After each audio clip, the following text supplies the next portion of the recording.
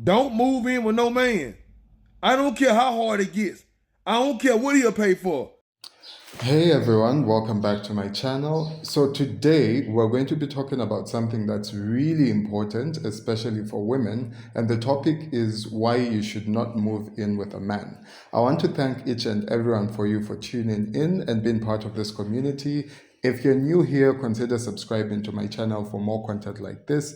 And if you're already subscribed, thank you for your continued support. Don't forget to like, comment, and share this video with others. Now, let's get started. We are going to watch some videos that I've stitched together for you, and then I'll be giving my review and sharing my thoughts on this topic on the other side. Don't move in with no man. I don't care how hard it gets. I don't care what he'll pay for, how much he love you. Because when everything get bad, he starts struggling. He gonna want you to do everything when he the one promise you everything. What is it? What are you telling someone when you live with them? Okay, so I've talked to lots of people. Women who are cohabiting with men are generally not very happy about the fact that the relationship is not moving towards marriage. Now, I think there's a bunch of reasons for that. Women seem to suffer more emotionally as a consequence of sexual activity outside of a committed relationship. You can imagine why that is. Women experience more negative emotion than men on average in general, but also women pay a much higher, sex is much riskier for women than it is for men, obviously. Hopefully I don't have to explain why that is. So women are often women who are cohabiting are often less than happy about that, and the men who I've talked to about that about their partner's displeasure with the current unstable nature of the relationship often say something like, well, we don't need a piece of paper to indicate our commitment to each other, which sounds all revolutionary and Che Guevara, but which is really a pretty pathetic bit of reasoning. First of all, for someone to say that means they think that what they just said convinces you that all marriage is a piece of paper. And that's a preposterously foolish argument. I mean, at minimum, in the typical marriage ceremony, you make a vow by whatever is holy to you, or at least in front of the state itself, and then in front of your community as you define it, that you're going to make a commitment to someone.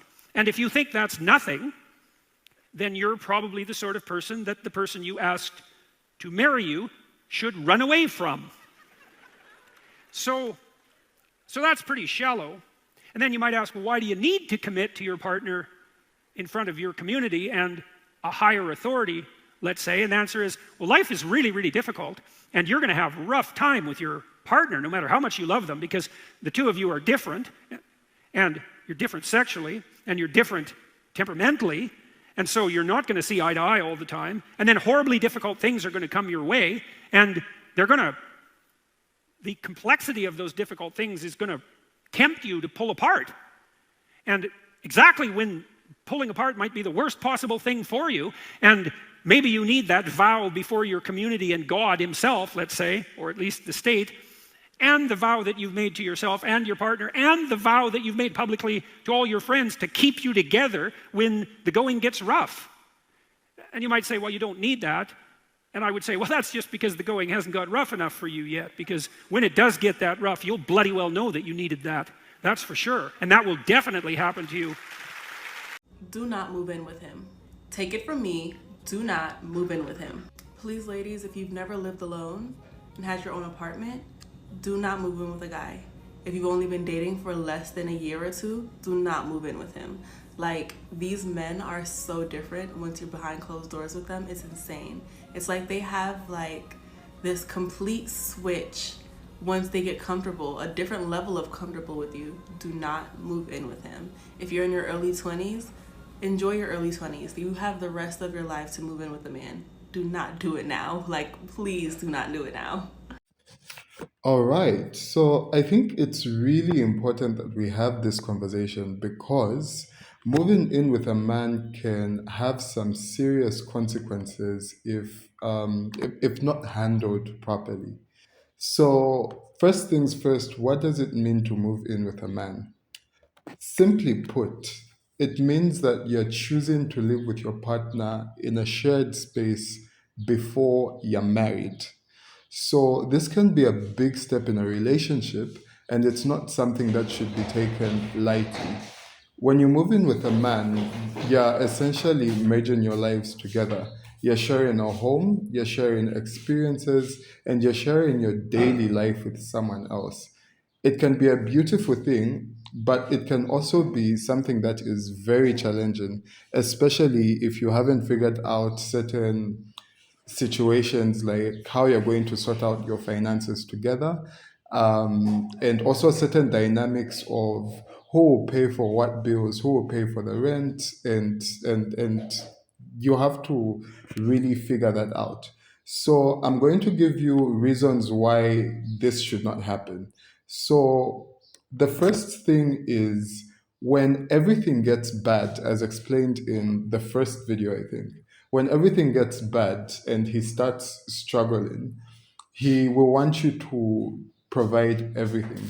So initially, or traditionally, looking at the perspective of a relationship in general, a man is seen as a provider while a woman is seen as a person that takes care of the home. Now, I know we are living in 2025 and the dynamics have changed, but when everything gets bad and he starts struggling, he will want you to do all the chores and provide everything at the same time because he supported you and he was doing fine, right? So this is something that I've seen happen time and time again. A man will promise to provide for his partner, but when things get tough, he'll expect her to step up and take care of everything.